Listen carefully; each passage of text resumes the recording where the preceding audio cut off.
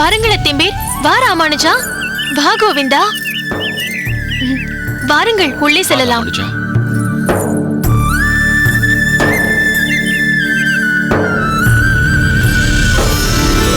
வாருங்கள் அத்திம்பேர். எங்கே ஷட்டகரை காணோம்? அவர் உள்ளே அமுது செய்து கொண்டிருக்கிறார். இப்போது வந்து விடுவார். சரி, அக்கா வரவில்லையா? அவள் எங்கே வருவது? அவளுக்கு பூமியோடும் கமலையோடுமே நேரம் சரியாகி போய்விடுகிறது. உனக்கு ஒரு சந்தோஷமான சமாச்சாரம் சொல்லத்தான் இங்கு வந்தேன். சொல்லுங்கள் அத்திம்பேர். இவர்களின் ஆச்சாரியர் மயூரவண்ணன் சுவாமி பாடசாலைக்கு 10 நாள் விடுமுறை விட்டுவிட்டு வெளியூர் போகிறார். ஓ, அதுதான் ராமானுஜனையும் கோவிந்தனையும் 10 நாள் இங்கே விட்டுவிட்டு போக வந்தீர்களா? உண்மையிலேயே இது மிகவும் சந்தோஷமான விஷயம்தான். கோவிந்தனை இங்கு விட்டுவிட்டு போகிறேன். 10 நாள் அவன் இங்கேயே இருக்கட்டும். உனக்கு சந்தோஷம்தானே? ராமானுஜனும் இங்கே இருக்கட்டுமே? இல்லை, மயூரவண்ணன் ராமானுஜனை தன்னுடன் அழைத்துக் கொண்டு செல்ல இருக்கிறார். வாருங்கள் வாருங்கள். அமுது செய்து கொண்டிருந்தேன், அதனால்தான் உடனே வர முடியவில்லை. கோவிந்தா. அப்பா. எப்படி, பாடம் எல்லாம் நன்றாக படித்துக் கொண்டிருக்கிறாயா? இல்லை கமலையோடும் பூமியோடும் சேர்ந்து உன் பெரியம்மாவை படுத்துகிறாயா? சேச்ச, அவனாவது படுத்துவதாவது. அவன் உண்டு, அவன் பாடம் உண்டு என்றிருப்பான். சதா சர்வகாலமும் அண்ணனோடு தான் இருப்பான். அமுது செய்வதாகட்டும், படிப்பதாகட்டும், தூங்குவதாகட்டும், இவனுக்கு ராமானுஜன் எப்போதும் கூடவே இருக்க வேண்டும். இப்போது மட்டும்தான் நான் உன்னை அகத்தில் கொண்டு போய் விட்டுவிட்டு வருகிறேன் என்றதற்கு அண்ணனும் கூட வரவேண்டும் என்று சற்று அடம் பிடித்தான். கேட்டீர்களா? நம் ராமானுஜன் அவன் குருநாதரோடு வெளியூர் செல்ல போகிறானாம். அப்படியா? ஆஹா, இது ஒரு நல்ல வாய்ப்பாயிற்றே. சரி, எந்த ஊர் போகிறீர்கள்? என்ன விஷயமாக போகிறீர்கள்? மதுராந்தகத்துக்கு அருகில் கருங்குழி என்று ஒரு ஊர் இருக்கிறதே, கேள்விப்பட்டிருக்கிறீர்களா? கேள்விப்படுவதாவது, அங்கு போயே இருக்கிறேன். அங்கே பட்டாபிராமன் என்பவர் அகத்தில் சுதர்சன ஹோமம் நடத்தியிருக்கிறேன். சின்ன ஊர்தான், சுற்றிலும் பச்சை பசேல் என்று வயல்வெளிகளும் கரும்பு தோட்டங்களும் பார்க்க ரம்யமாக இருக்கும். அந்த ஊர் பெரியவர்கள் இங்கு வந்து மயூரவண்ணன் சுவாமியிடம் எங்கள் ஊருக்கு வந்து எங்கள் பாடசாலையில் சில நாட்கள் தாங்கள் காலட்சேபம் செய்ய வேண்டும் என்று கேட்டுக்கொண்டதற்கிணங்க அவர் அங்கு போகிறார். தன் கூட அழைத்துச் செல்ல ராமானுஜனை தேர்ந்தெடுத்திருக்கிறார். அங்கு இருக்கும் பாடசாலையில் இவன் தன் குருநாதருடன் சேர்ந்து சில நாட்கள் அங்குள்ள மாணவர்களுக்கு பயில்விக்கப் போகிறான். அத்திம்பேர், இது மிகப்பெரிய கௌரவம் இல்லையா? குருவிடமிருந்து ராமானுஜனுக்கு கிடைத்த பெரிய பாராட்டு இல்லையா இது? அதில் சந்தேகம் என்ன? பார்த்துக்கொள் கோவிந்தா, அடுத்த முறை உன் குருநாதர் உன்னையும் இப்படி அழைத்து செல்ல வேண்டும். அந்த அளவுக்கு நீயும் அப்படி படித்து அவரிடம் பேர் வாங்க வேண்டும். கவலைப்படாதீர்கள் சித்தப்பா, நிச்சயம் வாங்குவான். நீ கூட இருந்தால் எனக்கு ஒரு கவலையும் இல்லை ராமானுஜா. உன் தம்பியை படிப்பிலும் சரி, மற்ற எல்லாவற்றிலும் சரி, நீ அவனை நன்றாக கவனித்துக் கொள்வாய் என்று எனக்கு தைரியம் இருக்கிறது. அண்ணா, நீங்கள் ஊரிலிருந்து வந்தவுடன் என்னை கூட்டிக் கொண்டு போக வேண்டும், சரியா? சரி கோவிந்தா. பார்த்தாயா பெரிய பிராட்டி, நீ அவனை பிரிந்து இருக்க முடியவில்லை என்று அழுது மூக்கை சிந்தி கொண்டிருந்தாய். அவனோ அண்ணன் அகத்திற்கு மறுபடியும் எப்போது போவோம் என்று காத்து கொண்டிருக்கிறான். பெத்த மனம் பித்த, பிள்ளை மனம் கல்லு என்கிற பழமொழி இந்த காலத்து சிறு பிள்ளைகளுக்கு கூட பொருந்தும் போல இருக்கிறது. அப்படியெல்லாம் இல்லை அத்திம்பேர். அவனுக்கு அண்ணனை பிடித்திருக்கிறது என்பதால் அம்மாவிடம் பாசமில்லை என்று ஆகிவிடுமா என்ன? அதெல்லாம் நிறைய உண்டு. என்ன கோவிந்தா? ஆமாம் அம்மா. அண்ணா, போகும் இடத்தில் நீங்கள் பத்திரமாக இருந்து கொள்ளுங்கள். நேரத்திற்கு சாப்பிடுங்கள் அண்ணா. சரி கோவிந்தா. அடடடடடடா, அண்ணன் தம்பி பாசம் என்றால் இப்படி அல்லவா இருக்க வேண்டும்? சரி சரி, திருஷ்டி போட்டு விடாதீர்கள். கோவிந்தா, உனக்கு பிடித்த தேங்காய் துவையல் அரைத்திருக்கிறேன், வா அமுது செய்யலாம். எல்லோருமே வாருங்கள், அமுது செய்யலாம். நான் கூடவா? தேவரீர், சற்று நேரத்திற்கு முன் செய்தது அமுதுதானே, அல்லது அது வேற ஏதாவதா? வாருங்கள் அத்திமே, எல்லோரும் அமுது செய்யலாம். வா.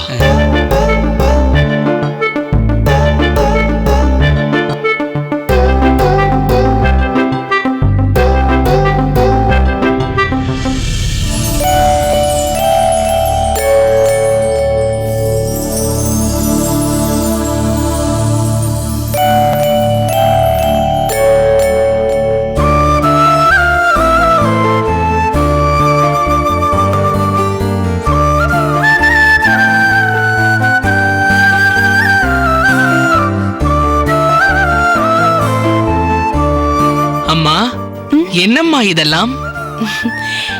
எள்ளு பொடி, கறிவேப்பிலை பொடி, தூதுவளை பொடி, முறுக்கு, தட்டை.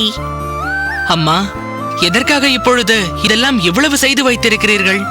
கோவிலில் ஏதாவது அன்னதானம் செய்ய போகிறீர்களா? அதற்குத்தான் இதெல்லாம் செய்து வைத்திருக்கிறீர்களா? கேட்பாயடா கேட்பாய். ஊருக்கு போகிறாயே என்று உனக்காகத்தான் இதெல்லாம் செய்து வைத்திருக்கிறேன். நீ என்னை எகத்தாளம் செய்கிறாயா? ஐயோ, இல்லை அம்மா. எனக்காகவா இவ்வளவும் செய்து கொண்டிருக்கிறீர்கள்? பிறகு யாருக்காக? என்னம்மா இது? நான் ஏதோ தூர தேசத்துக்கு போகிற மாதிரி அல்லவா எல்லாம் தயார் செய்து கொண்டிருக்கிறீர்கள். மதுராந்தகத்துக்கு பக்கத்தில் இருக்கும் கருங்குழிக்குத்தானே போகிறேன். இருக்கட்டுமே, தூரதேசம் போனால்தான் இதெல்லாம் செய்ய வேண்டுமா என்ன? பக்கத்தில் இருக்கும் ஊருக்குத்தான் நீ போகிறாய். ஆனால் 1 வாரமோ 10 நாளோ அம்மா கையால் நீ அமுது செய்ய போவதில்லை அல்லவா? ஆமாம், அதில் எனக்கு வருத்தம்தான். ஆனால் போகும் இடத்தில் எதுவுமே கிடைக்காதோ என்று நீங்கள் அச்சப்படுகிற மாதிரி அல்லவா தெரிகிறது. என்ன ராமானுஜா, உன் தாயார் எதற்கு அச்சப்படுகிறாளாம்? நீங்களே சொல்லுங்கள் அப்பா. நான் அருகில் இருக்கும் கருங்குழிக்குத்தானே போகப் போகிறேன். ஏதோ கண்காணாத தேசத்துக்கு போவது போல் எனக்காக இவ்வளவும் தயார் செய்திருக்கிறாள். அங்கே நாங்கள் ஒரு மடத்தில்தான் தங்கப் போகிறோம். அங்கே என்ன உணவு கிடைக்காமலா போய்விடப் போகிறது? ஏற்பாடு செய்தவர்கள் எல்லாவற்றிற்கும் ஏற்பாடு செய்திருக்கிறார்கள் அப்பா. அம்மா என்னவோ எனக்கு எதுவுமே கிடைக்காமல் போய்விட்டால் என்ன செய்வது என்று அச்சப்படுபவள் போல் இதெல்லாம் செய்திருக்கிறாள். அதுதான் தாய். தொப்புள் கொடி அறுபட்டு விட்டாலும் கண்காணாத ஒரு கொடி தாயையும் சேயையும் என்றும் இணைத்துக் கொண்டிருக்கும். அதன் பெயர் பாசம். அந்த பாசம்தான் இதையெல்லாம் செய்ய வைத்திருக்கிறது. சரி, நீ பிரயாணத்திற்கு தேவையான எல்லாவற்றையும் எடுத்துக்கொண்டாயிற்று அல்லவா? ஆயிற்றப்பா. சில முக்கியமான ஓலைச்சுவடிகளை எடுத்து வைத்துக் கொள்ள வேண்டும் என்று சொன்னாயே, அவைகளையும் எடுத்து வைத்துக் கொண்டாயா? எடுத்து வைத்து விட்டேன் அப்பா. ராமானுஜா, அடடே, வாருங்கள் அப்பா. என்ன, உங்கள் நண்பன் தயாராகிவிட்டானா என்று பார்க்க வந்தீர்களா? ஆமாம், அங்கே குருநாதர் புறப்பட ஆயத்தமாக இருக்கிறார். ராமானுஜனை அழைத்து வர சொன்னார். இதோ வந்து விடுகிறேன். அம்மா, கொடுங்கள்.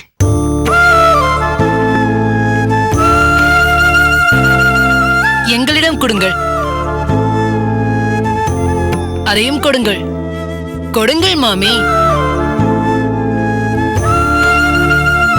என்ன செய்கிறாய் சக்கரபாணி? எங்கள் குருநாதரின் உடைமைகளை நாங்கள் சுமந்து கொண்டு வருகிறோம். எனக்கு எவ்வளவு பெரிய சேவை செய்திருக்கும் ராமானுஜனுக்கு இந்த சேவையை கூட நாங்கள் செய்யாமல் இருக்க முடியுமா?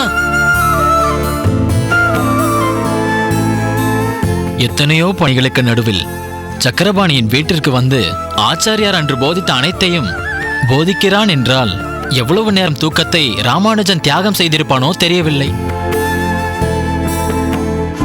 சக்கரபாணியும் நானும் தேர்வில் 2ஆம் நிலையில் தேறியிருக்கிறோம் என்றால் அதற்கு முழுக்க முழுக்க ராமானுஜன் தான் காரணம். ஆமாம், அதற்கு நாங்கள் என்றென்றும் கடமைப்பட்டிருக்கிறோம். அப்பா, அம்மா, என்னை ஆசீர்வதியுங்கள். தீர்காயுசுடன் இரு. உன் புகழ் நீ இன்று போகும் ஊரில் மட்டுமல்ல, நம் ஊரில் மட்டுமல்ல, மெல்ல மெல்ல உலகம் முழுவதும் பரவட்டும். எழுந்திரு ராமானுஜா, எழுந்திரு. முடிந்தவரை நேரத்துக்கு சாப்பிடு ராமானுஜா. கவலைப்படாதீர்கள் அம்மா, நிச்சயம் சாப்பிடுகிறேன். நான் வருகிறேன். வாருங்கள், போகலாம்.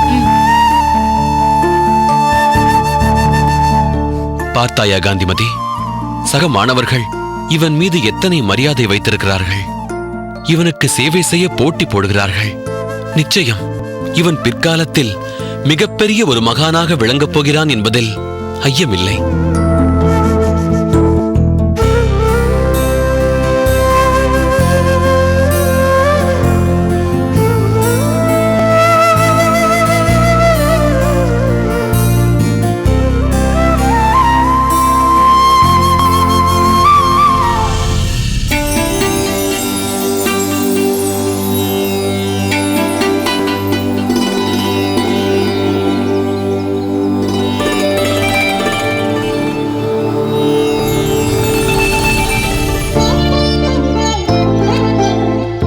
ஹே வரதா, ஹாயர் குலத்தில் உதித்த எளிவே, இந்த எளியேனின் சிறு தொண்டையும் உகப்பாய் ஏற்கும் கருணை கருமுகிலே, உன்னை என்னவென்று போற்றுவது? பொன்னை கொண்டு உரைகள் மீது நிறமெழ உரைத்தார் போல், உன்னை கொண்டு என் நாவகம் பால் மாற்றின்றி உரைத்துக் கொண்டேன். உன்னை கொண்டு என்னுள் வைத்தேன், என்னையும் உன்னில் இட்டேன். என்னப்பா என் இருடி கேசா, என் உயிர் காவலனே. அருமை திருக்கட்சி, அருமை.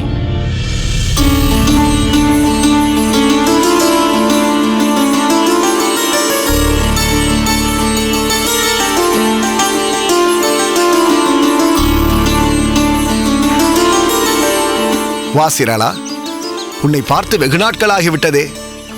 ஆம் திருக்கட்சி, வியாபார விஷயமாக சில மாதங்கள் வெளியூரிலேயே தங்க வேண்டி வந்து விட்டது. சரி, அதை விடு, உம்மை பற்றி சொல். பாமாலை தொடுக்காமல் நீர் பூமாலை தொடுப்பதில்லை போலிருக்கிறதே. எல்லாம் சூடிக் கொடுத்த சுடற்கொடி அந்த ஆண்டாள் நாச்சியார் கற்றுக் கொடுத்த பாடம். ஓ, ஆண்டாளின் அடியொற்றியோ நீரும்? ஆம், பக்தியில் முன்னேற துடிக்கும் ஒவ்வொருவருக்கும் அந்த ஆண்டாள் நாச்சியார் தானே வழிகாட்டி. தன் பாமாலையால் அந்த கண்ணனின் உள்ளத்தில் ஆழ்ந்தவள். தான் கட்டிய மாலையை தானே சூடி அழகு பார்த்தும் அந்த அரங்கமன்னாருக்கும் சூட்டினாலே அந்த தகுதி இந்த அடியேனுக்கு இல்லை என்றாலும், அடியேன் தொடுத்த மாலையை அந்த வரதனுக்கு சூட்டி அழகு பார்க்கும் பாக்கியமாவது எனக்கு கிடைத்திருக்கிறதே. இதுவே இப்பிறவியில் அடியேன் கண்ட பெரும் பேறு. திருக்கட்சி, உம் மாலையை போன்றே உம் பேச்சும் அழகாயிருக்கிறது. அதற்கும் ஆண்டாளின் அருளே காரணம்.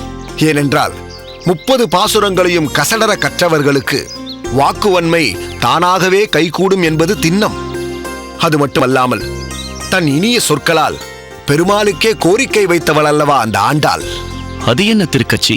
7 பிறவி எனக்கு நீ அளித்தாலும் உன் உறவு, உன் சம்பந்தம் எனக்கு வேண்டும் கண்ணா என்று தெரிவித்தாள். ஆஹா, உண்மையாகவே ஒரு வித்தியாசமான கோரிக்கைதான். இதை கேட்கும் போது உம்முடைய இரத்த உறவு சம்பந்தம்தான் எனக்கு உடனே ஞாபகத்திற்கு வருகிறது. நீ என்ன சொல்ல வருகிறாய் சீராளா? எல்லாம் உம் தாய் தந்தையரை பற்றிதான் சொல்கிறேன். அந்த வரதராஜ பெருமானிடம் நித்திய சம்பந்தம் வைத்துக் கொண்டுள்ள நீர் பெற்ற தாய் தந்தையர் உறவை அறவே துறந்து விட்டீரே. இது நியாயமா? தங்களை பிரிந்து அவர்கள் மிகவும் தவிக்கிறார்கள். அடியேன் எதையும் நியாயப்படுத்த விரும்பவில்லை சீராளா. என் பெற்றோரை ஒதுக்க வேண்டும் என்று அடியேன் என்றும் நினைக்கவில்லை. பெருமாளுக்கு அடியேன் செய்யும் சேவையால் அவர்களும் நன்மையடைய வேண்டும் என்றுதான் நினைக்கிறேன். சில வருட காலம் தொடர்புள்ள மகனை பிரிந்ததற்கே என் தாய் தந்தையர் வருந்துகிறார்கள் என்று நீ சொல்கிறாயே. அனாதி காலமாக நம்மோடு நித்தியமான தொடர்புடையவன் அந்த வரதன். அனைத்து ஜீவராசிகளுக்கும் தாய்க்கு தாயாக, தந்தைக்கு தந்தையாக இருக்கும் அவனை கர்மவினை எனும் பந்தத்தால் இத்தனை ஜென்மங்களாக நாம் அவனை பிரிந்திருக்கிறோமே. இதை நினைத்து பகவானின் மனம் என்ன பாடுபடும்? அதனால் தான் இந்த ஜென்மத்தோடு முடித்துக்கொண்டு அவனை சென்று சேர வேண்டும் என்று அடியேன் முயற்சி செய்து கொண்டிருக்கிறேன். இதில் தவறென்ன இருக்கிறது?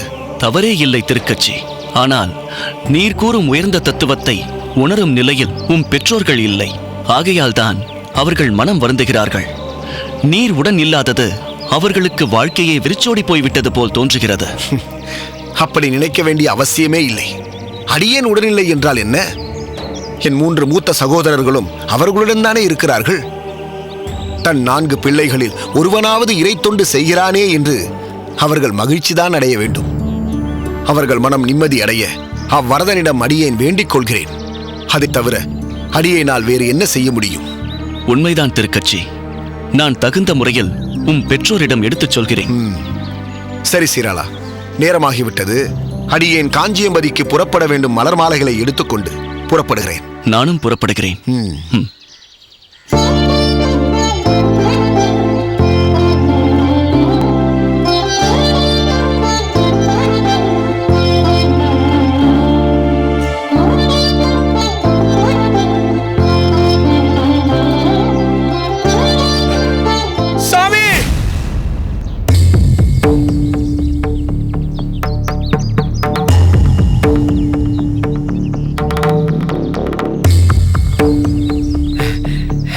என்னப்பா சாரதி, எதற்கு இப்படி மூச்சிறைக்க ஓடி வருகிறாய்? பாதணி சாமி.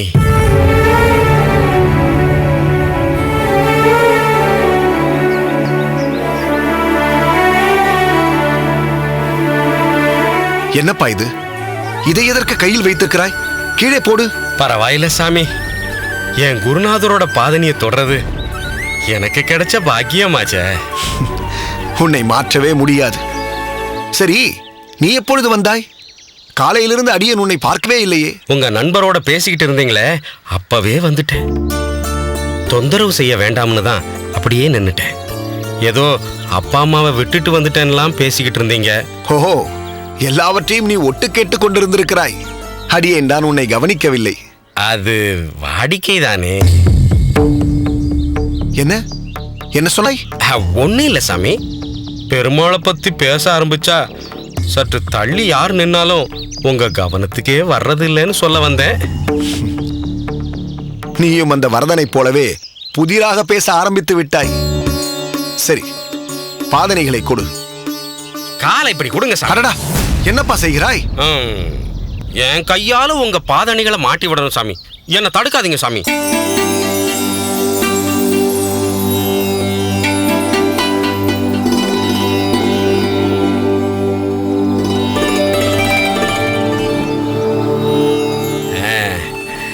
அப்பா அம்மாவை தான் விட்டுட்டீங்க, அவங்க கொடுத்த பாதணிகளையாவது மறக்காம நீங்க போட்டுக்கணும் சாமி. இல்லைன்னா கல்லு முள்ளு குத்தி உங்க கால் நோகும். உங்க காலு நோகுச்சுன்னா என் மனசு நோகும் சாமி. சரி சரி, முதலில் உன் கைகளை அலம்பி விட்டு பிறகு வேற ஏதாவது பணிகள் இருந்தால் கவனி. நான் வருகிறேன். சரிங்க சாமி.